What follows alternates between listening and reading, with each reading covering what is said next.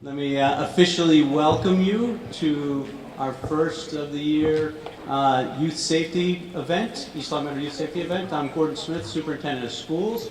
We're really excited that so many people could come out this evening. We were hoping we had timed this or scheduled this well after Thanksgiving, before the holiday break rush, before games have started in the winter season. So it's nice to see a lot of you out here joining us this evening. As you know, and I think I said it in my Blackboard Connect message, it really takes a village or a community all coming together to not only support our students, raise them well, provide the opportunities for them to learn and develop good decision making. And the Youth Safety Committee in East Long Meadow is really a great example of that, because it brings together the East Long Meadow Public Schools, the East Long Meadow Police Department, the Springfield Health and Human Services Department, the Hampden County District Attorney's Office, and the Hampden County Sheriff's Office. And all of those organizations are represented here tonight. And tonight, we have the opportunity to take a look at the Just Once documentary, followed by a few speakers, and then some panel discussion and engagement with the audience.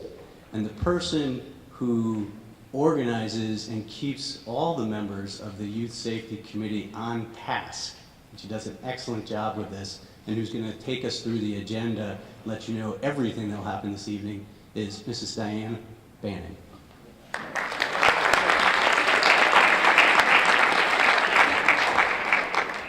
Thank you.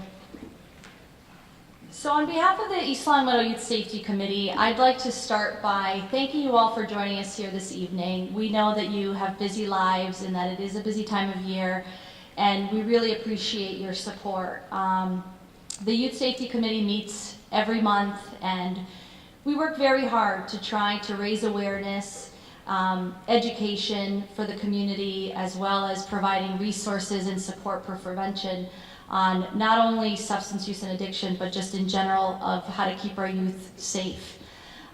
So we have a wonderful evening prepared for you. We are going to be watching a very powerful documentary regarding substance use and addiction and how it affects the lives of families. Families just like us, and the community and the workplace, and how it affects everybody. And we also have a panel of speakers, guest speakers, that we are very excited, who will be sharing their personal stories regarding substance use and addiction. And then lastly, we have evaluation forms that we're hoping that you can take a minute to fill out, give us some feedback so that we can have further events like this, and that we can accommodate to the things that you feel strongly about, that you would like to see us address and speak more of. So just some housekeeping things. We do have bathrooms that are right at the exit of these two doors, to the left and to the right. We also have resource tables with information regarding parent support groups, resources, information that you might need on how to seek help for you, a loved one, friend, family member. And hopefully students that are here, I do want to say thank you for being here. We really appreciate that you've come out today. And high school students, we are going to be rewarding you for your participation here this evening and getting community service hours. So hopefully you've signed up for that. You will be getting them sometime this week at school, and the same with middle school students. Hopefully you've signed up and you will be getting homework passes for being here as well. So without further ado, I'd like to do some introductions and start the evening. So I'd like to welcome Tony Simmons from the Hampden District Attorney's Office, who is the Director of the Community Safety and Outreach Program. Tony, if you could come up here. Thank you.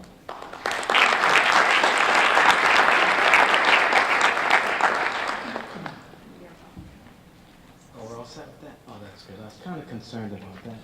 You never want to see a blue screen in the back when you're speaking. So anyways, good evening everyone. My name is Tony Simmons. I am the director of the District Attorney's Community Safety and Outreach Unit. He would have been here, is very busy. I know he has come to these events in the past. He fully supports all the work you do. Me as his Director of Community Service, we make sure we get out to not only every other district or every other high school in the area, but specifically East Long Meadow. We have great partnerships with the folks, with the superintendent. Thank you very much, Mr. Gordon Smith, for having us here. So what I'm here to talk to you today is a very important topic. Within my role, we do a lot of prevention programs. We work with a lot of students. We have what's called a youth advisory board. If you're a middle school student or even a high school student, a sophomore or junior, it's a very cool thing to be a part of. You actually get a voice and you get the backing of the district attorney's office, so your voice is heard. Through an end of the year conference, we do internet safety presentations. We train them to go to the middle schools and do internet safety presentations to our younger citizens. So we do a lot of work. We have two special folks on our youth advisory board that actually attend East Long Meadow High School. It is Grace Rajan. She's here somewhere, I believe. Grace. Hi, Grace. And Michael O'Shea. And I just want to let you know, superintendent and principal, they really represent your high school very well. They're very valuable members of our youth advisory board. So the video, stop the swerve. Sorry. That's another video we talk about. Just Once. This is, we started this video, first of all, when the district attorney came into office. That was around the time where the opioid crisis was, I think, almost at its peak. And I believe even at the first meeting we had here, it was packed when he was a part of that because it was a major, major concern. What came out of that was the development of our Hampden County Addiction Task Force. And we do lots of different things. One of the major things that folks aren't aware of, what we started, or what we made available, was the drop boxes. That was one of our first projects we worked on. We got our drop boxes. At the time, there were probably about 4 or 5 police departments that had these drop boxes. These are med return drop boxes in their stations.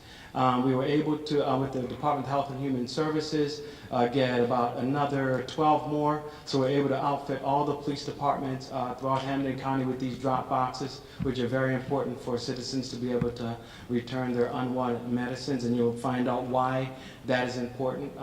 Working closely with the Sheriff's Department, who graciously, and the local police departments, who graciously cooperate with this effort to get the meds out of your medicine cabinets in a safe place and disposed of in a safe manner. So that was one of the big things that we accomplished. The second thing was to tell a story, and I did start to say Stop the Swerve, because that is a program we came up with, and it addressed distracted driving.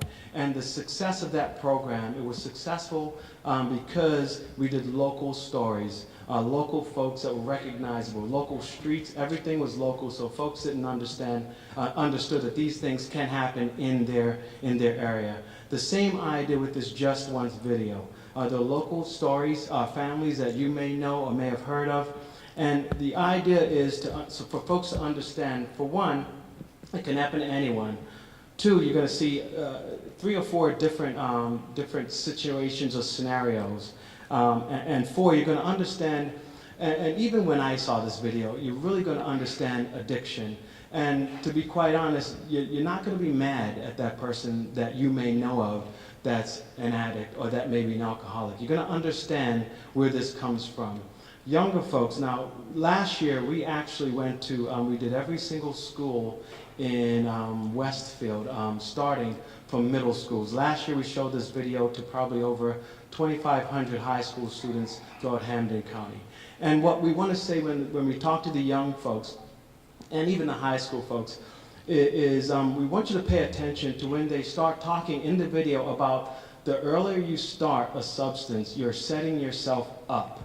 And I'm saying this because addiction may not just start off. It doesn't start off, with you just being a heroin addict or taking pills. It may start off with these little habits you may develop. We know middle school kids are doing what vaping right now. That is bad. We know students are sampling with alcohol. We know students are smoking cigarettes as early as middle school.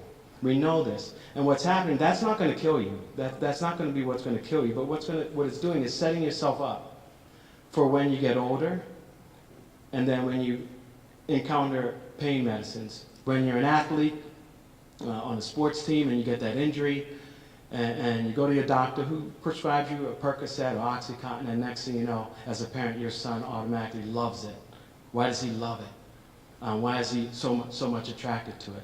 And a lot of that is attributed to the earlier you use. Also, as parents, I can tell you, one of the most important things that you can do when you're dealing with or addressing or you see this issue is if there is some sort of history of alcoholism or drug abuse in your family, that might be something that you want to just let your child know, because that does also lead them at a greater risk for addiction.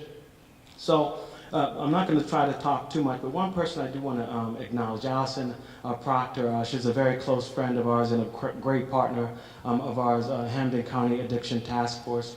And also some of my colleagues that now work in the Community Safety and Outreach Unit, Gina and Samo and Anthony Jennings. Let's give them a round of applause. They're doing great work. And we really couldn't be here without my friend Joanne and the Sheriff's Department. They really put a lot of resources in these efforts to, along with us, in the efforts to combat the opioid crisis. It started off with Sheriff Ash and Sheriff Kochi. If you haven't met him, he is a ball of energy, and he is serious. And he is serious about attacking this issue. And so is the District Attorney of Hampden County. So without further ado, I'm going to start the video. We'll have some speakers come up and speak with you on the other end, and then we will go from there.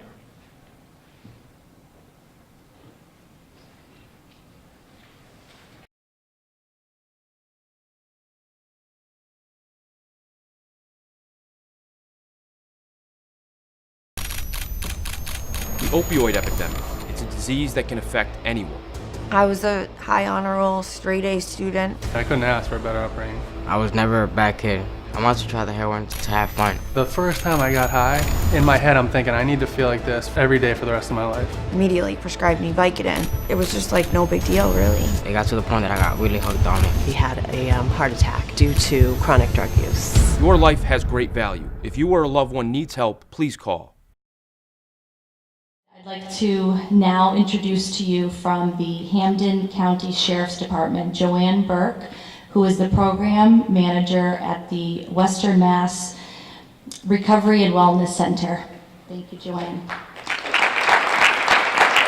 Thank you. Western Mass Recovery and Wellness Center really sounds like someplace that the stars go, doesn't it? When in fact it is a component of the Hampden County Sheriff's Department.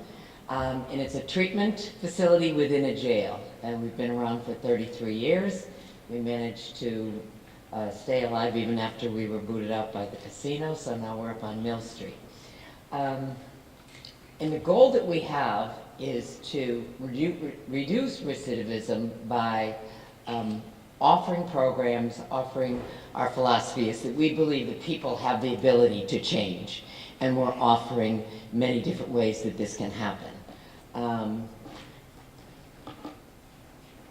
don't want to take up too much time. What I would like to do is say that there's another powerful film that's out there that's free that you can go home and watch tonight, and it's on PBS, and it came out in October, and it's called Addiction.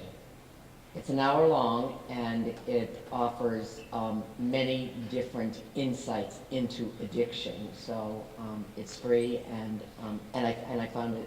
We saw a screening of it down at Stage West, and I recommend that. So I don't want to take up any more time because I want to introduce my two speakers, and then I think there's going to be a little bit of a time for some questions. So at this time, I would like to introduce Dan from Western Mass Recovery and Wellness Center.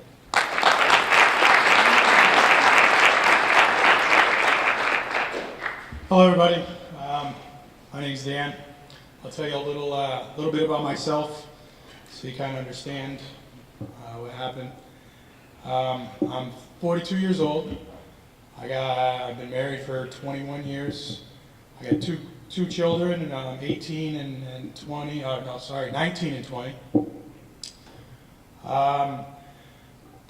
Great, I mean, my family life was great. Growing up as a kid, my mom and dad were awesome. They're still together today. They're 43 years. I couldn't complain at all. Whatever my sister and I wanted or needed or anything happened, we were taken care of.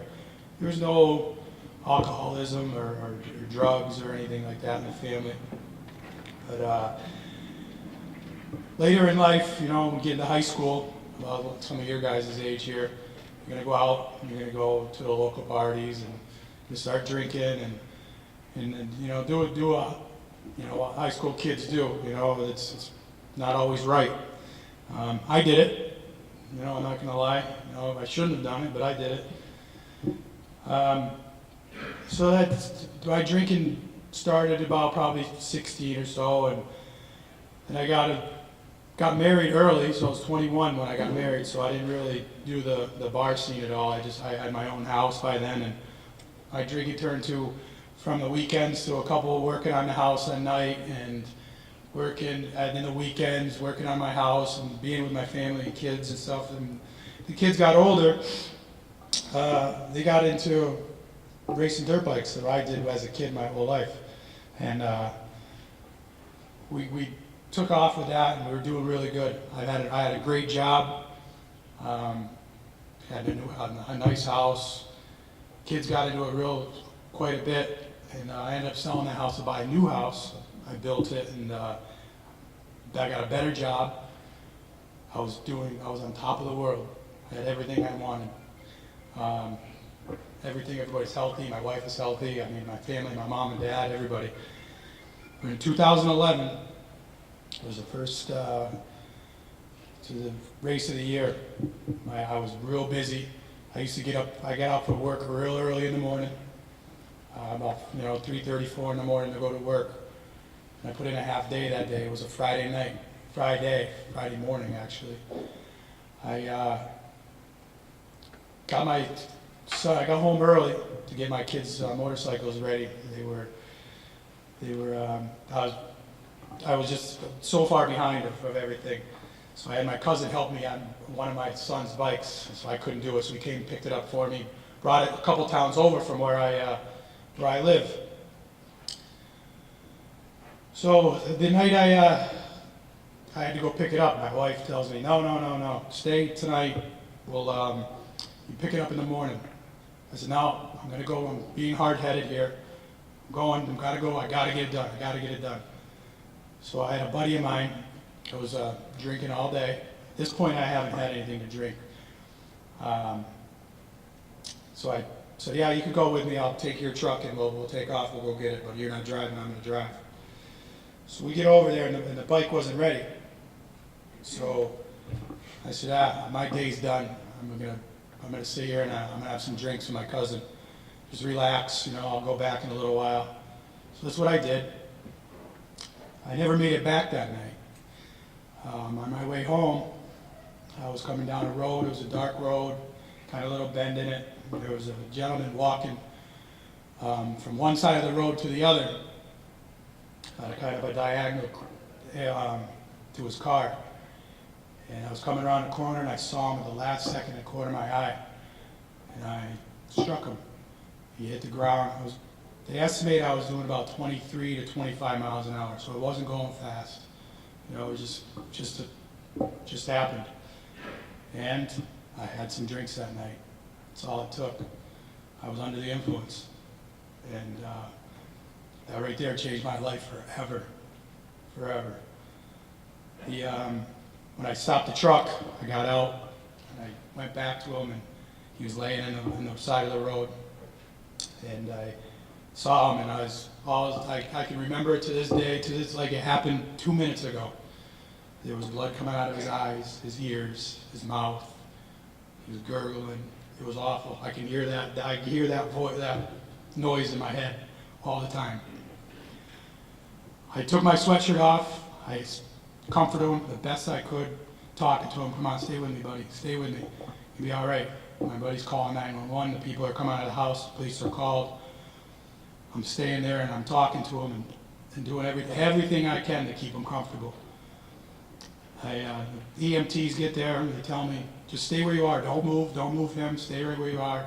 They get him stable and get him into the ambulance and they take me. Get arrested that night, I was under the influence. I admitted I had some drinks that night. I had at the point I was 300 pounds almost 300 pounds at that time. So I was a big guy. And I figured I got nothing to hide. I had a couple of drinks, I can do that and drive. I'm sure most of the adults in this room could probably, you had to go into a party or a Christmas party that's coming up, or just going out to a restaurant, having a few drinks and driving home. A lot of people do it. And it's not right, but we do it. And so that's next Monday I had to go to court, obviously. I found out that day that he passed away. And man, it just hit me. I still got a big hole right here because I took a life because I wanted to have a couple of drinks, and that's all it took was those couple of drinks that slowed me down that little bit that I couldn't miss him. I couldn't. And I feel for his parents, his sister, his family, his friends. I couldn't even imagine losing one of my kids, so it's hard. It's really hard. So I got found guilty. I got sentenced to 5 to 7 years in state prison. Now I'm 35 years old at the time. They're telling me I'm going to state prison. I am scared out of my mind. I was a big guy. I didn't care. But when they tell you, you're going Cedar Junction, 5 to 7. Where's Cedar Junction? Walpole. I don't know if anybody heard about Walpole. It's not too fun. I was shaking in my boots. My lawyer comes in and tells me, we're sorry, we did everything we can, but I'm going to warn you, make sure you keep your shoes tight and you're going to be ready to fight when you get there. I said, oh boy. Now on my ride there that night, I was crying. I was crying, sitting in the back of that van crying. Now I'm leaving my family. I already took a life, so on top of that, I'm leaving my family. I don't know, it was horrible. It's probably the worst feeling you can ever feel. While I'm in state prison, this is kind of where it ties into this here, is I was to do a CRA program. It's about addiction and alcoholism and all that. And when I first got up there, from being from a small town, and I never really got into the heroin or the pills or didn't know anybody really at the time about it. I had a friend of mine that years before this, I had a few surgeries, and he comes to me and he had a bad hip that he come to me, hey, my hip's killing me. You got any pills from your surgery? I said, yeah, no problem. At the time, I didn't think nothing of it. Now looking back on it, he was an addict. After all this stuff I learned in this program in the state prison, it was one of the counselors asked me one day, this is where it really hit me. She says, what do you think about some of these guys in here that are addicted this bad and they can't get away from it? I'm like, they're just weak-minded people that just can't do it. I said, that's their choice. I was just being that was dumb. Because after I sat in a couple of those classrooms with some of those guys that looked just like a lot of us, you would never know it. They were sick. It's a sickness. I had to go back and I apologized to her. I said, I'm sorry. I was wrong. These people they're not weak-minded. They're sick. They got there's a mental problem. So I went through this program, meeting a lot of guys that started off either with injured or just trying it, and all of them ended up there because of drugs. Most of them heroin and pills. Now, probably 80% of them, and they were all younger guys. Don't get me wrong, there's a couple older guys there. It hit me real hard. I said, I want to learn more about this stuff, because I have kids at home that are 20, 18 years old that are going through all this stuff, and I don't want them to go through it. I got nieces and nephews and cousins that said, while I'm here, I'm going to educate myself as much as I can. so I can maybe help. And that was my way of trying, this is my way of trying to give back. I took a life, and if I can learn something while I'm in prison to try to give back when I get home, that's what I want to do. Because if I can try to change a name or change someone's life, just one person, I'd be okay. But I'd like to change as many as I can.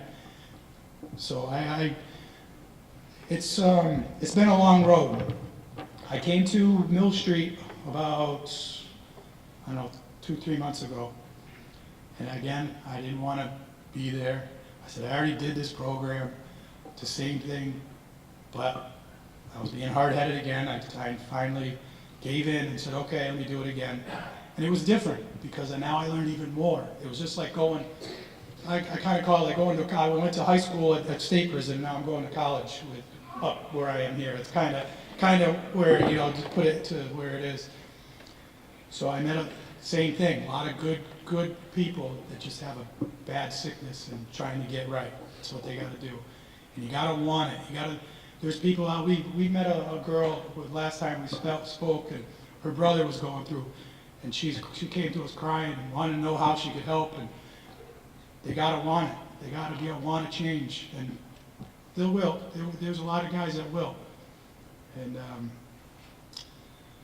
so, where was I? I just lost my train of thought. I'm sorry. That's okay. Okay, Mill Street. So I did the program there. Joanne and another woman that works there asked me if I want to speak. First, I'm like, heck no. I can't get in front of a lot of these people and talk and tell my story and do what I said. I can't do it. I was one of those kids in the back, like, no, not me. Don't call over here. But after I started speaking the first time and we talked to some kids, some college kids and stuff like that, I felt really good. I felt like there was a kind of a little healing going on. I can't explain it, but it felt like there was a big weight lifted off my shoulders that I'm giving back and I'm trying to help. And that's all I want to do. I just want to help and try to educate everybody as much as we can about this addiction. There's guys that I met in state prison because of drugs and alcohol that are never coming home. They got high, went and robbed somebody, shot him, killed him. They're doing life in prison. These guys are good guys. They just made a bad choice one night, and they're spending their whole life, the rest of their life, behind those walls. Let me tell you, behind those walls is no fun. There's guys that are getting stabbed up there.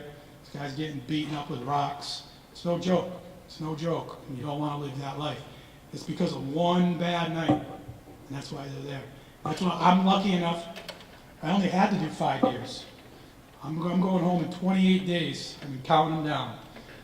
And it's tough. It's because I thought I could have a couple of drinks, go out, and I ended up taking a life.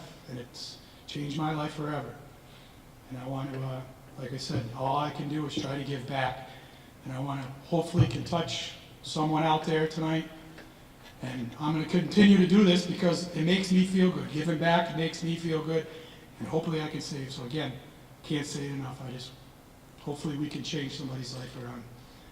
And with that, I'm going to say thank you for having me. And everybody have a good holiday season. And just before you get in that car, just think twice. If you had a couple of drinks, everybody's got cell phones. Just give a call. I'm sure mom, dad, even maybe your kids will come get you if you're drinking a little bit too much. You need a ride. Another thing is with the kids with the texting, it's the same thing. You're driving down the road texting, can be just as bad as drinking. Because you take your eyes off the road for that split second, could change your life again. So thank you for having me. I hope I did all right tonight.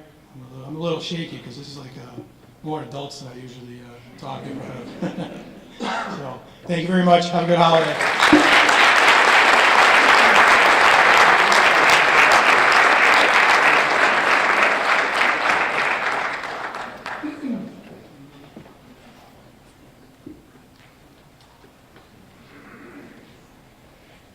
So I didn't get introduced tonight by Joanne, so feeling a little slighted. It's Adam. Yes. Hi everybody, my name's Adam and I'm an alcoholic and an addict. I choose to identify like that because a lot of people don't know. You think of a typical person who drinks or drugs, what do you think? You know, somebody that doesn't look good, somebody that doesn't look healthy, somebody that doesn't have their teeth, doesn't take care of themselves. Well, I am an alcoholic and an addict, and I grew up in a family of 14. I come from a small town. I have 2 loving parents who have been married for 57 years now, and I never saw much of addiction when I grew up. I was always a good kid. I played sports, was very good in school. Didn't have my first drink until I was 14 years old, and we had moved to Fort Lauderdale, Florida. My dad's job changed, so we moved down there. And a bunch of kids from a small town with 1,200 people going to a city with over 1 million people, it was a huge culture shock for us. I met the kids next door. They liked to drink, so of course I wanted to be part of the crowd, so I drank. I didn't realize where that was going to lead me. So a couple of years later, we ended up moving back up here to Massachusetts because my father's job moved me back up here. And I went back to school. Everybody was drinking just like me. So a lot of people were trying different things. Marijuana was a big thing, pot, whatever you choose to call it. Didn't really see much of opiates or heroin or anything like that, but it was there. So I graduated, moved on, started working, and obviously I have to really shorten my story tonight. So I met this girl, we got married, had a beautiful little girl, and I really wanted to be a police officer my whole life. So that's what I did. I went after it, and I became a full-time police officer. When I was in the academy, I ended up suffering an injury in my lower back. I had 2 herniated discs in one of our workouts. I was out for a little bit, came back, graduated the police academy, did not take any medication. I just continued to drink at night.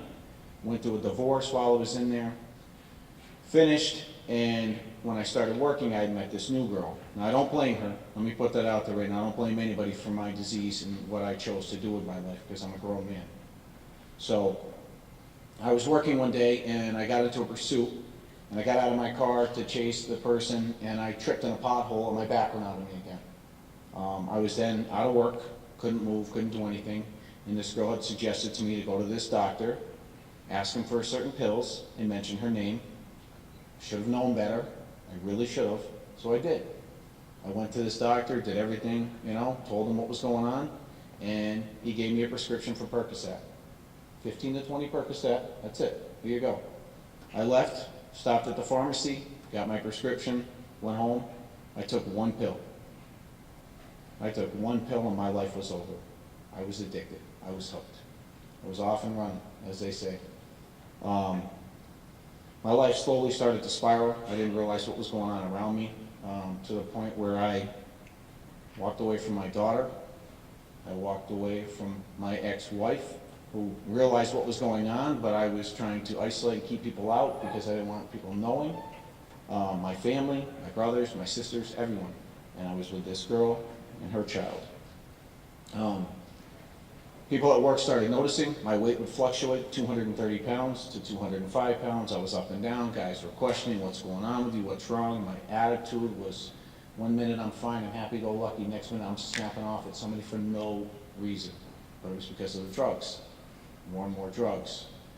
From 15 to 20 Percocet a month, I was up to the point where I was taking 180 Percocet, 160 Vicodin, and 380 Tramadol. And that was just what I was taking, not including what the girl I was with was taking. So, and then it was not only those drugs, that my anxiety got to be so bad from taking all those pills that I was now taking anxiety medicine. And then I was drinking more to try to kind of bring myself down from that to the point where I couldn't sleep at night, so they would give me sleeping meds. And the sleeping meds would be counterproductive, and I would actually end up being up all night because of the other drugs I was taking. It was a mess. My life was a mess, and I didn't even see it. So one day I was on my way into work, and I ended up, I was going on a call. It was a hot call. It was an officer was calling for help. I would go to work with my uniform on. I got out, I heard the call over the radio, I ran to my cruiser, and I took off. I called that I'd be out. I was headed out, and I didn't even get off the microphone, and the sergeant was calling me, telling me, disregard, come back to the station. I went back to the police station. He said, Chief wants to talk to you upstairs. We went upstairs. Long story short, they urine tested me because they knew something was wrong. I fought them, I debated, I don't want to do this is ridiculous, called my attorney. Attorney's like, you gotta take the test. You know, I knew what was coming. I took the urine test, obviously they found the drugs that were in my system, and they were all prescription. Again, I thought, well, they're prescribed by my doctor, it's okay. It really wasn't. At that point, I ended up, a little while later, after hiring an attorney to come in and represent me for no criminal charges, they were just trying to help me get me into a detox and get me to do the right thing. I gave up my career at that point for drugs, for one pill. Got out of police work for a little while, moved out to the other side of the state, started working out there, and as a police officer, my past caught up to me. I was continuing to use drugs, except now I was just taking tramadol, which was a non-narcotic at the time, so I would be under the radar. In case I got urine tested, they wouldn't find it in my system. Too much of my past had caught up with me, they let me go.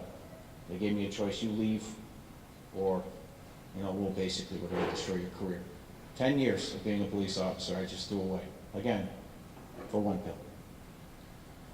Instead of being smart and going home and taking care of my problem, realizing I had a problem, I went back. The girl and I were talking. She says, they have the problem, not us. And that's what I thought. A little while later, I took so many tramadol, I ended up having a seizure. And I had taken so many tramadol that everything just stopped working. I woke up to 2 police officers, 2 EMTs standing in my living room. And I'm like, what are you doing here? Like, well, somebody called 911. And her daughter looks at me and says, you just started waving your arms and you're going crazy and your eyes are on the back of your head.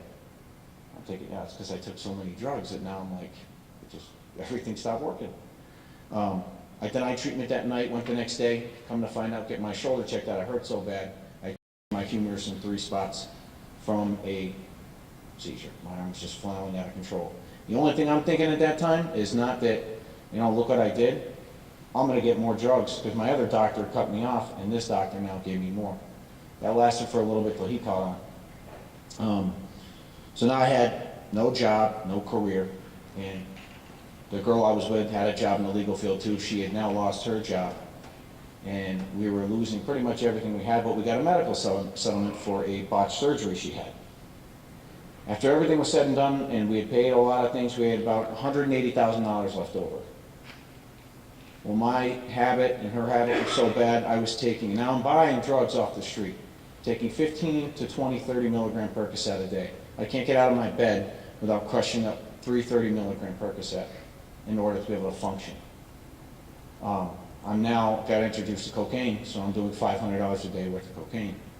And we ended up spending $60,000 a month for 3 months. We blew through that money on drugs. We lost everything we had. We moved back out here. We were living in a hotel, and her daughter had been taken in by her parents because they knew something was wrong. Everybody knew something was wrong, but we weren't willing to accept that. We ran out of drugs, ran out of money, and we ran out of alcohol. Sitting in a hotel, what are we going to do? Call a bunch of detoxes. Nobody can take us in because I have private insurance. Can't help you, you're going to have to wait till Monday. This is Friday. It's going to be a long weekend after doing that many drugs and alcohol for that long. And so Saturday morning came, we talked, got up, made one of the worst decisions in my life that day. We went into a pharmacy, I walked in, asked for all the Percocets that they had, a 30 milligram Percocet. The pharmacist gave them to me. Just like I'm talking to you, I talked to her. I walked out the door, got in the car, we left. We ended up getting caught because the pharmacist gave us the pill bottles had GPS tracking device. One of the best things that ever happened to me then. I didn't know it at that time, but it was after. We got stopped a few times by the police department. They were trying to get probable cause to get in the car, and they didn't have it. And of course, I'm not letting them in because I don't want to go to jail. We end up on a pursuit down the highway, run out of gas. Wasn't thinking that all the way through. They have us surrounded at gunpoint. My life is over at this point, at least that's what I thought. I get out of the car and I push these police officers to try to kill me. I wanted suicide by cop because I wasn't going to jail. There was nothing left for me. I got out, and who better to taunt them but me? I taunted and I taunted, kept reaching into my pocket. I had nothing in there, but I tried to make them think I did so they would shoot me and put me out of my misery. The only thing I kept thinking about was my little girl in the back of my head, who I hadn't talked to in 8 years, was my little girl. And I kept saying to them, tell my little girl I love her. Tell her I love her. One of the state police officers yelled to me, what's your name? And I told him. And he says, we're not telling your daughter anything. Come with us and you can tell her yourself. I don't know what happened. I call it my divine intervention. They hit me. I dropped to the ground. They handcuffed me. They took me in. The weekend was hell. Went in front of the judge. I'm sitting in front of a judge. They're reading off the list of charges, and I am like just sick, detoxing. I'm embarrassed. I'm miserable. Everything you can think of I had. I look up, and the judge is staring at me. It's a judge that I had testified in front of, I don't know how many times as a police officer. That was my rock bottom. I ended up going to Ludlow. One of the best things that ever happened to me. A lot of people think it's crazy when you say that, but it's one of the best things that ever happened to me.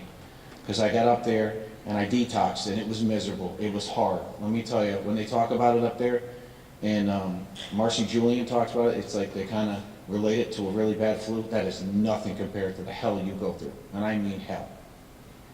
I will hopefully never have to go through that again. So I ended up, a big thing that happened to me, a great thing that happened while I was there. My daughter, apparently that Sunday, because it was Saturday we got arrested, Sunday, she kept saying to her mother, now mind you, the last time I saw her she was 4 years old. She was now 12. She kept saying to her mother, was in the kitchen, she was standing behind her, she said, why would Dad keep saying he loves me? Why does Dad say he loves me? And she's like, what are you talking about? She's doing the dishes, not paying attention. She's like, Dad, he kept saying he loves me. Why would he do that? She stops, she turns around, she's holding up her phone, and there's the article. Ex-police officer arrested, and there's my picture. And she's like, holy crap. They made a decision that day or in the next couple of days, they wanted to talk to me. Thank God, I can tell you that.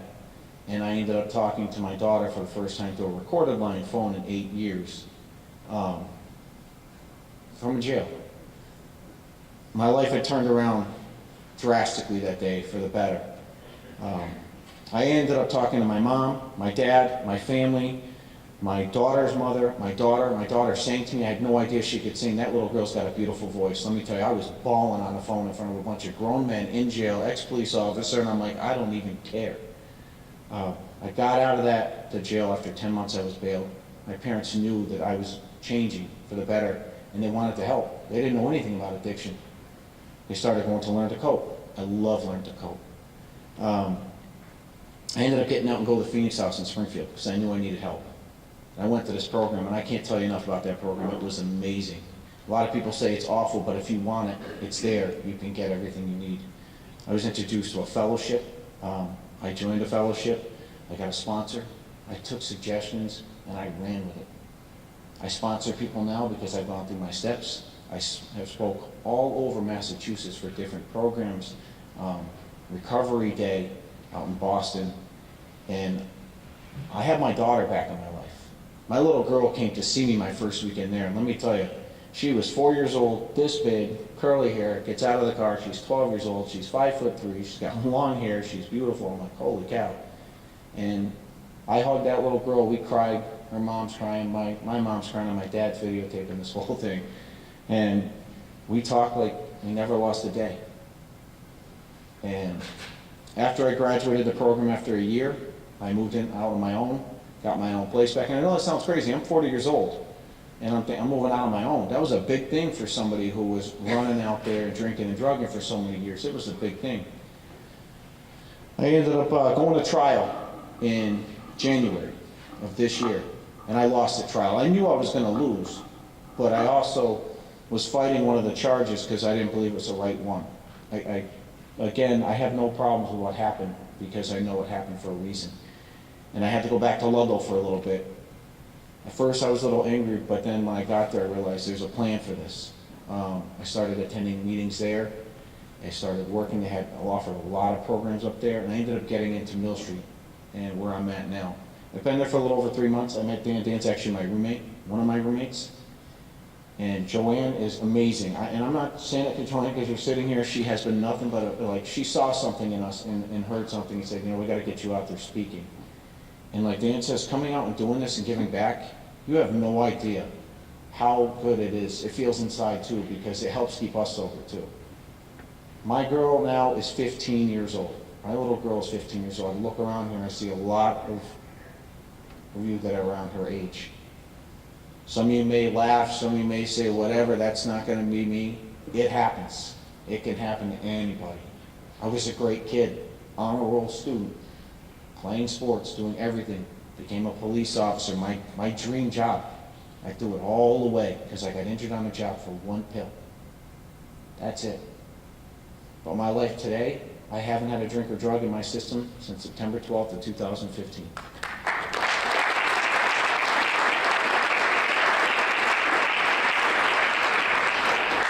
Thank you. And coming and doing things like this. I came back from work today. I work in the grill, which is, we get to go out and work jobs after a certain, point. You go through 8 weeks of classes. After that, they put you out in a job. Either you're in the building or you're outside. And I'm working for the grill, which I go there Monday through Friday. And they take me back in the kitchen, but I'm in a kitchen and I enjoy it. But that's through Mill Street. These are things like we're out in the public doing things, going to meetings, talking at places like this, and we're in a minimum. I'm grateful to have this opportunity. I'm grateful to be here and do this tonight. That's the little things in life now that I can actually see and I'm happy for. People always say to me, aren't you sad you gave up that great career? No. My purpose in life now is to help another addict or alcoholic or somebody, hopefully they'll hear my story or stop somebody before. Like they go to pick up that pill and say, you know what? I remember that guy that night and I don't want to end up like that. My life is so much better now today, but please, think once, think twice. Don't take that pill, don't take that drink, just pass it up. Thank you.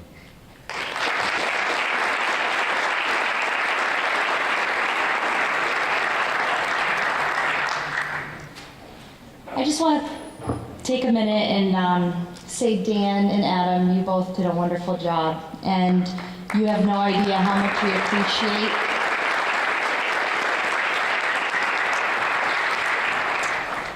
You have no idea how much we appreciate your honesty, your strength, and your courage to share your story with us in the hopes that you will be able to touch someone's life, which I know you will and have, just by speaking today, in the hopes that you will be able to prevent this from happening in someone else's life. So just one more round of applause for Dan and Adam. Thank you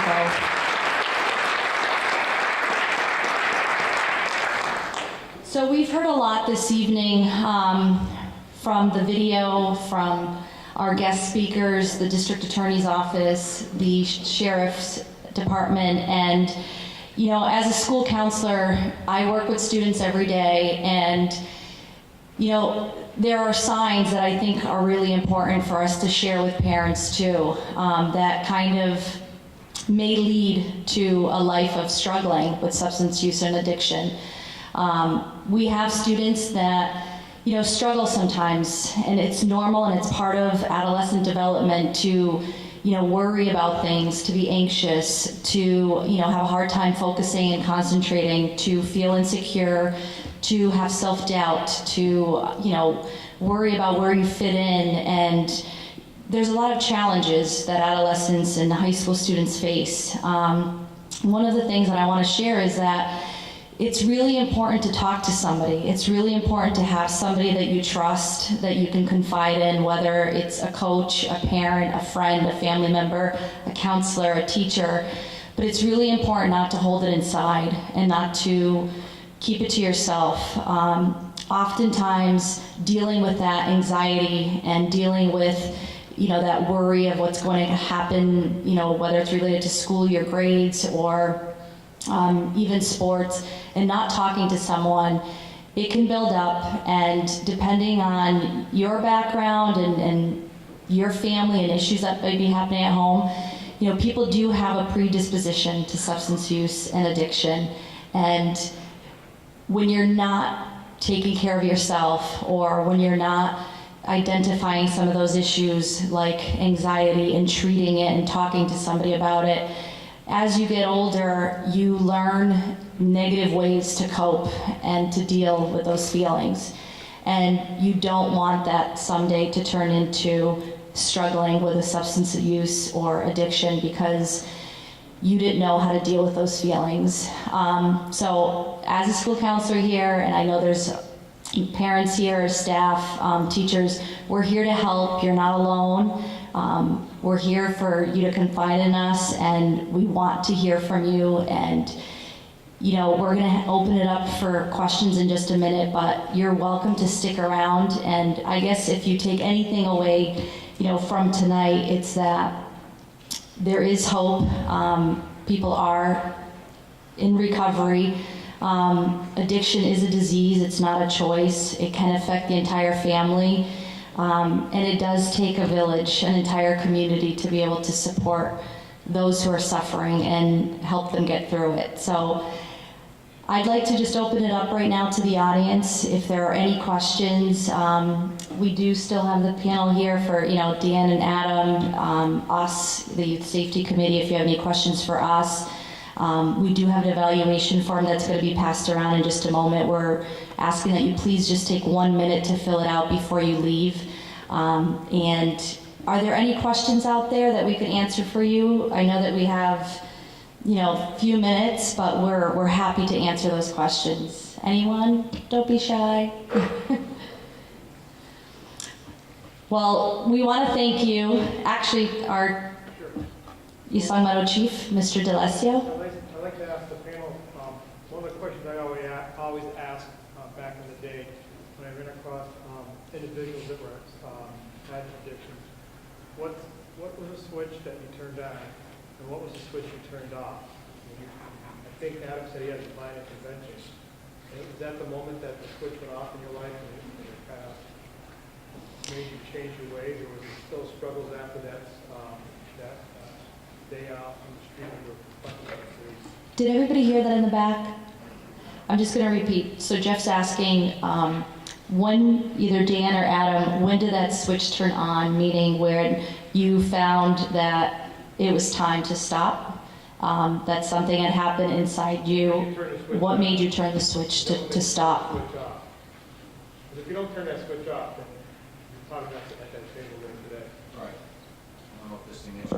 Yes. So, honestly, that day, everything comes into one for me. Not only being arrested that day, going to jail, but when I went to a fellowship and I started working the steps, that's when I realized what my life had become.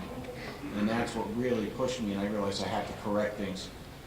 Is there a switch that I can just turn on and off? I don't know if I would say it like that, but there's a disease sitting in the parking lot doing push-ups waiting for me to come back at any time. So I have to keep fighting, and I have to stay stronger than that disease. So it's a constant, everyday battle. In the beginning, it was hard. You feel like, you know, wanting to use or drink in the beginning is really tough. But the further you get away, and the more that you do these things that we do and are suggested, life gets better. You get healthy, you feel good. And I can't speak for Dan, but I know that I don't ever want to go back to that. But Thank you, Adam. Any further questions? Well, I do want to thank a few people for this evening. I definitely want to thank our audience. It's really important that you continue coming to these events. The Youth Safety Committee puts on events at least twice a year. We try to gear it towards what the community is asking for based on the evaluations. We're hoping to do something in the spring related to vaping because we realize that it is a growing issue. But I'd like to thank the high school for having us here this evening. I'd like to thank LCAT for always supporting us and being here to film and being able to show it for families who were not able to attend. I would like to thank the District Attorney's Office for sharing this powerful video with us and always collaborating and supporting us. I'd like to thank the Sheriff's Department, and most of all, I'd like to thank Dan and Adam for, again, their courage and strength to share their stories with all of us that were very personal, and I know that it makes them feel better and it helps them to know that they're helping others, but we really value what you've done tonight and sharing your stories, and we wish you well. Thank you all.